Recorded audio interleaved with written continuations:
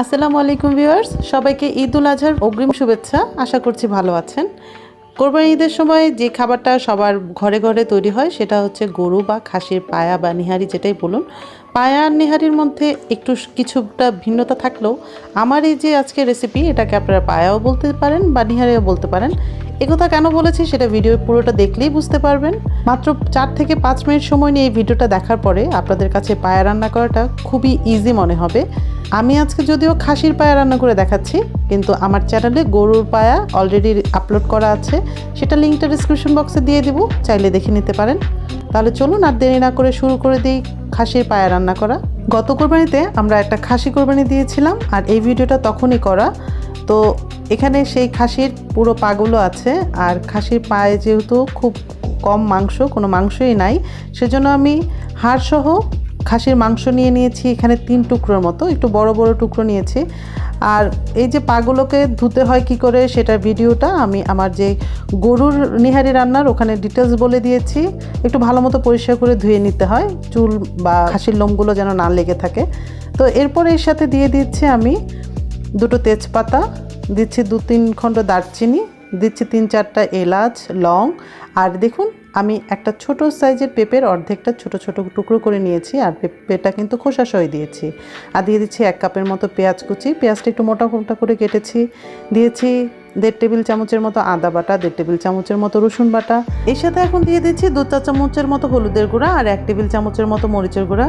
দিচ্ছি 1 টেবিল চামচ করে জিরা গুঁড়া আর ধনে গুঁড়া। দিচ্ছি স্বাদ মতো লবণ। আর 1 মুঠ পরিমাণ আমি মুগ ডাল ভেজে নিয়েছি, আর এর সাথে 1 মুঠ পরিমাণ পোলাওর চাল, দুটো একসাথে ধুয়ে দিয়ে দিয়েছি। আর দিচ্ছি 6-7টার মতো আস্ত কাঁচামরিচ। আর এই পর্যায়ে দিয়ে দিচ্ছি 2-3 টেবিল চামচের মতো সয়াবিন তেল। তো হলুদ আর মরিচের পরিমাণটা আপনারা চাইলে আপনাদের ইচ্ছে মতো একটু কমিয়েও দিতে পারেন। আমি নিহারিটা রান্না করার সময় এখানে একটা বড় এলাচ দিয়েছি, শুধুমাত্র একটু ফ্লেভারটা একটু ভালো করার জন্য। তবে এটা টোটালি অপশনাল, নিহারির স্বাদে কিন্তু তেমন কোনো তারতম্য হবে না। তো এর মধ্যে এরপরে দিয়েছি একদম ফুটন্ত গরম পানি দিয়েছি এমন পরিমাণ যাতে করে এই হাড় মাংসগুলো খুব ভালো মতো ডুবে যায়। এখন তো এই পরিমাণ পানি দিয়েছি, পরে লাগলে আবার দেওয়া যাবে। তো ঢাকনা দিয়ে বসিয়ে রাখছি, সেদ্ধ হতে যতটা সময় লাগে। একদম চুলার আঁচটা মিডিয়াম টু লো থাকবে। তো প্রায় 4 ঘন্টা পরে আমি দেখাচ্ছি কি অবস্থা। আমার এই যে খাসির নিহারি কিন্তু সেদ্ধ হয়ে গেছে, আর মাঝখানে পানি একটু কমে গিয়েছিল। আমি 1 কাপের মতো ফুটন্ত গরম পানি দিয়ে নিয়েছি। আমি যে পরিমাণ ঝোলটা রাখতে চেয়েছি সেই পরিমাণ হয়ে গেছে। এখন এটাতে একটা ফোড়ন দিব। একটা প্যানের মধ্যে আমি 4 টেবিল চামচের মতো তেল নিয়েছি। তেলটা গরম হয়েছে পরে এতে আমি কিছু রসুন কুচি, শুকনো মরিচ আর পেঁয়াজ দিয়ে দিয়েছি। তো এগুলো যখন একটু ভাজা হয়ে প্রায় লালচে হয়ে এসছে, বেরেস্তার মতো হয়ে যাবে, তখন এর সাথে আমি দিয়ে দিব কিছু আদা কুচি। আদাটা এই পর্যায়ে দিয়েছি যাতে করে আদাটা খুব বেশি ভাজা ভাজাও না হয়ে যায়, আবার একদম কাঁচাও না থাকে, হালকা একটু কাঁচা কাঁচা থাকে। সেই জন্য পেঁয়াজগুলো যখন একদম বেরেস্তার মতো হয়ে গেছে দিয়ে দিচ্ছি সেই আমার নিহারির মধ্যে। ব্যাস হয়ে গেল আমার কিন্তু নিহারিটা রান্না করা। একদম সহজ ছিল না? তো কেন বলেছি এটাকে আপনারা নিহারিও বলতে পারবেন, পায়াও বলতে পারেন। আপনারা দেখেই বুঝতে পারছেন এটা কিন্তু খুব বেশি ঘনও না, আবার একদম পাতলাও না। এটা টেস্টটা কিন্তু খুব দারুণ। তো টেস্ট বাড়ানোর জন্য এর সাথে আমি দিয়ে দিচ্ছি কিছুটা তেঁতুলের মাড়। এখানে প্রায় 1 টেবিল চামচের মতো তেঁতুলের মাড় দিয়েছি।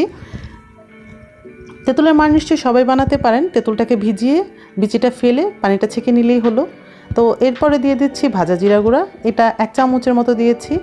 আর আধা চামচের একটু বেশি দিয়েছি শাহি গরম মশলার গুঁড়া। এই রেসিপিটা কিন্তু আমি অনেক আগেই চ্যানেলে আপলোড করে দিয়েছি, লিঙ্কটা দিয়ে দিব, চাইলে দেখে নিতে পারেন। তো এগুলোকে এখন মিশিয়ে নিচ্ছি। লবণটা চেক করে দেখছি, যদি লাগে এই মুহূর্তে একটু দিয়ে নিব। তো হয়ে গেছে। খুব টেস্টি কিন্তু এই নিহারিটা, আর রান্না করা খুবই সহজ। আশা করব বাসায় একবার হলেও বানিয়ে দেখবেন। শেষ পর্যায়ে আমি একটুখানি ঘি দিয়ে নিয়েছি, তবে এটা একদম অপশনাল। এখন ঢেকে রেখে দেবো একদম চুলাটা বন্ধ করে 5 মিনিট। ব্যাস হয়ে গেল। আমি এটাকে সার্ভ করে নিচ্ছি। উপরে একটু বেরেস্তা দিয়েছি, আর দিয়েছি আদা কুচি আর পুদিনা পাতা দিয়েছি। চাইলে ধনে পাতা দিয়েও কিন্তু সার্ভ করা যায়। তো এই নিহারিটা কিন্তু চাইলে আপনারা পরোটা দিয়ে, নান রুটি দিয়ে বা খালিও এমনি এমনিও খেতে পারেন। তো আমার মনে হয় খুব সহজ ছিল রেসিপিটা, তাই না? ভিডিওটা যদি ভালো লাগে তাহলে ফ্রেন্ডস এবং ফ্যামিলির সাথে শেয়ার করবেন, আর একটা লাইক দিয়ে দিবেন, আর চ্যানেলটা সাবস্ক্রাইব করে পাশে থাকা বেল আইকনটি অন করে দিবেন। তাহলে আজকে বিদায় নিচ্ছি, দেখা হবে নতুন কোনো ভিডিওতে। ততক্ষণ পর্যন্ত সবাই অনেক ভালো থাকবেন, আমাদের জন্য দোয়া করবেন। আল্লাহ হাফেজ।